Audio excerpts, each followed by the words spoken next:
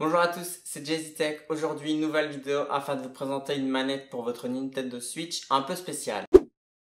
Pour tous les gamers qui jouent avec une Nintendo Switch, on est d'accord que jouer avec les Joy-Con ici c'est vraiment pas du tout pratique et du coup j'ai trouvé une solution pour pallier ce problème. Ce que je vais vous présenter aujourd'hui c'est une manette pour Switch de la marque Zacro. Alors comme vous le voyez sur la boîte ici, donc vous voyez en fait que la Switch va directement s'intégrer au milieu de la manette et comme ça du coup ce sera beaucoup plus facile à jouer avec une bonne manette plutôt qu'avec les Joy-Con. Je voulais une manette qui ressemble un peu à celle de PS4 ou de Xbox pour vraiment avoir une bonne tenue en main et une bonne ergonomie lorsque je joue sur la Nintendo Switch. Donc je me suis dit pourquoi pas la tester en vidéo. Point important à noter c'est que cette manette ne se connecte pas en Bluetooth sur la Nintendo Switch, donc vous ne pourrez pas jouer en mode télévision ou en mode posé sur une table, ce sera vraiment quand elle est en mode portable. Exactement pareil lorsque vous jouez avec les Joy-Con comme ici. Donc comme d'habitude, petit tour de la boîte.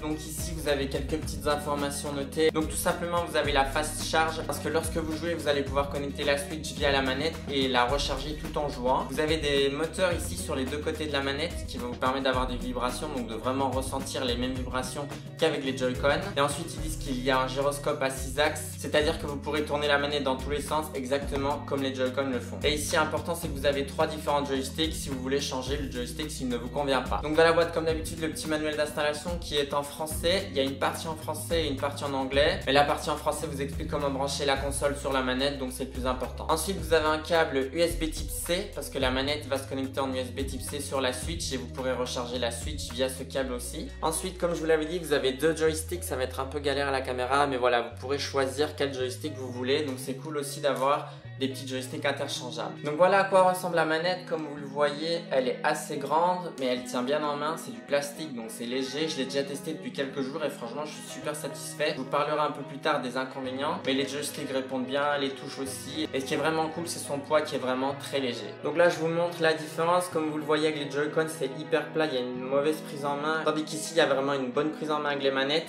Donc voilà, il n'y a vraiment pas photo. Je pense que jouer avec ceci c'est extrêmement mieux que jouer avec les Joy-Con. Donc maintenant on va mettre la Switch sur cette manette pour vous montrer un peu à quoi ça ressemble, mais je vous cache pas que c'est assez galère à mettre. Donc il faut pas avoir peur de vraiment enfoncer la Switch.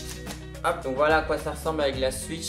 Franchement c'est vraiment super cool de l'avoir en main comme ceci. Ça rend vraiment bien, ça se connecte super facilement. Il y a une petite manipulation à faire qui est expliquée dans le mode d'emploi, mais une fois que c'est connecté, dès que je l'ai branché, vous voyez, ça fonctionne, il n'y a vraiment rien à dire, ça fonctionne méga bien. Par contre, gros point négatif, c'est que pour enlever la Switch, il faut vraiment y aller à fond. Seul, c'est hyper dur, il faut vraiment tirer. Je pense qu'à force de l'enlever et de la remettre, ça va aller beaucoup mieux, mais au début, j'ai vraiment galéré pour l'enlever. Donc vous en faites pas, il faut vraiment y aller pour extraire la Switch de la manette. Alors comme je vous l'avais dit, c'est que ici, vous pouvez brancher du coup le câble USB. Comme ceci, il y a une petite prise USB type C juste en bas. Et du coup, vous allez pouvoir recharger votre manette tout en jouant. Donc voilà, ça c'est un super avantage aussi, de pouvoir jouer tout en rechargeant la console. Niveau ergonomie, franchement il n'y a rien à dire, c'est tellement mieux de jouer avec une bonne manette comme ça plutôt qu'avec les Joy-Con. Vraiment sur ce point là c'est un énorme avantage. Alors ce qui est cool aussi c'est que comme je vous l'ai dit il y a des moteurs dedans, donc vous allez ressentir des vibrations. L'avantage c'est qu'il n'y a pas besoin de recharger la manette, ça va tout simplement utiliser la batterie de la Switch pour faire vibrer la manette. Donc ça c'est cool, il n'y a pas besoin de penser à la recharger, ou s'il n'y a plus de batterie on peut plus profiter des vibrations. Donc là vraiment c'est juste un plug and play, vous branchez et du coup tout se connecte à la Switch et vous avez les vibrations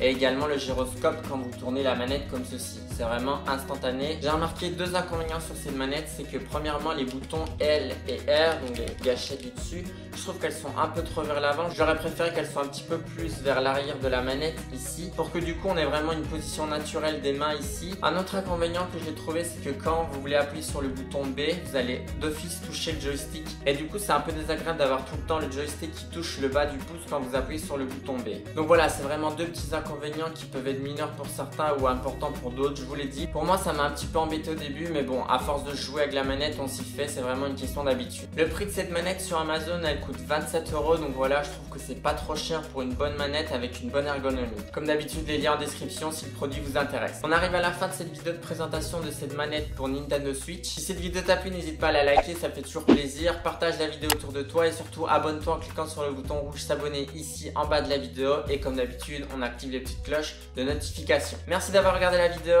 et on se retrouve très bientôt sur la chaîne YouTube.